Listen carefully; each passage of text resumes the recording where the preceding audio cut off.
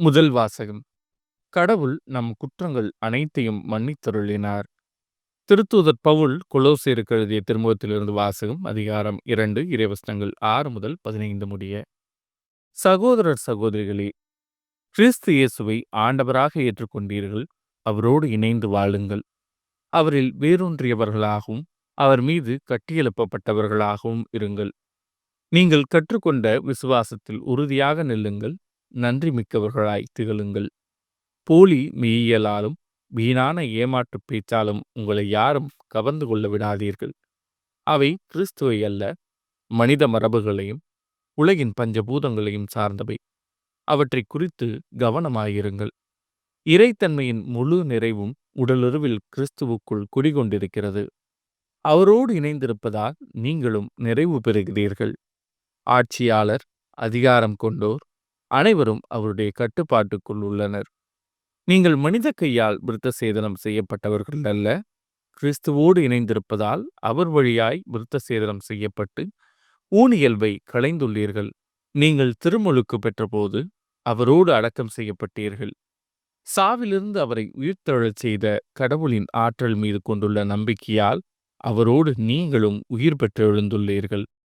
உடலில் விருத்த சேதனம் செய்து கொள்ளாதவர்களாயும் குற்றங்கள் செய்பவர்களாயும் வாழ்ந்ததால் நீங்கள் இறந்தவர்களாய் இருந்தீர்கள். கடவுள் உங்களை அவரோடு உயிர் பெறச் செய்தார். நம் குற்றங்கள் அனைத்தையும் மன்னித்தருளினார். நமக்கு எதிரான ஒப்பந்த விதிகள் பல கொண்ட கடன் பத்திரத்தை அவர் அழித்து விட்டார்.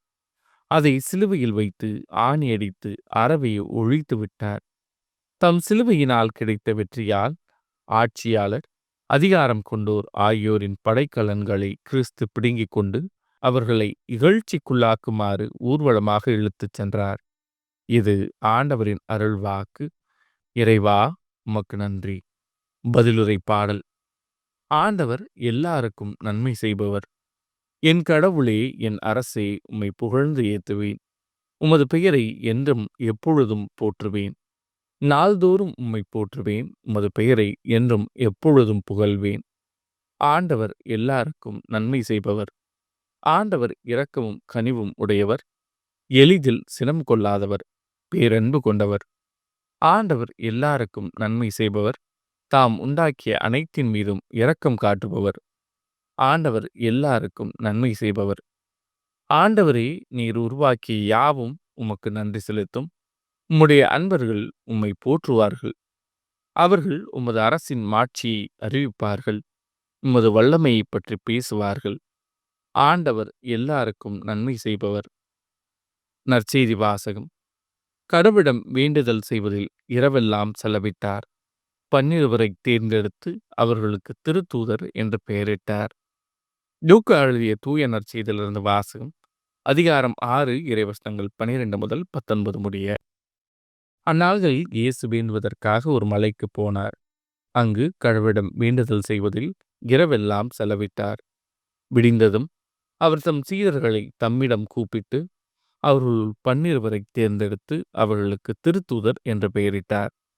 அவர்கள் முறையே பேதுரு என்று அவர் பெயரிட்ட சீமோன், அவருடைய சகோதரர் அந்திரேயா, யாக்கோபு, யோவான், பிலிப்பு, பர்த்தலமேயு, மத்தேயு, தோமா, அல்பேயுவின் மகன் யாக்கோபு, தீவிரவாதி எனப்பட்ட சீமோன், யாக்கோபின் மகன் யூதா, துரோகியாகிய மாறிய யூதாசு இஸ்காரியோத்து என்பவர்களே.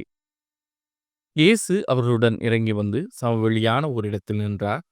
பெருந்திரளான அவருடைய சீடர்களும் யூதேயா முழுவதிலிருந்தும் எருசலேமிலிருந்தும் தீர் சீதோன் கடற்கரை பகுதிகளிலிருந்தும் வந்த பெருந்திரளான மக்களும் அங்கே இருந்தார்கள். அவர் சொல்வதை கேட்கவும் தங்கள் பிணிகள் நீங்கி நலமடையவும் அவர்கள் வந்திருந்தார்கள்.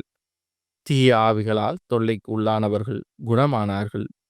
அவரிடமிருந்து வல்லமை வெளிப்பட்டு அனைவர் பிணியையும் போக்கியதால் அங்கு திரண்டிருந்த மக்கள் யாவரும் அவரை தொட முயன்றனர்.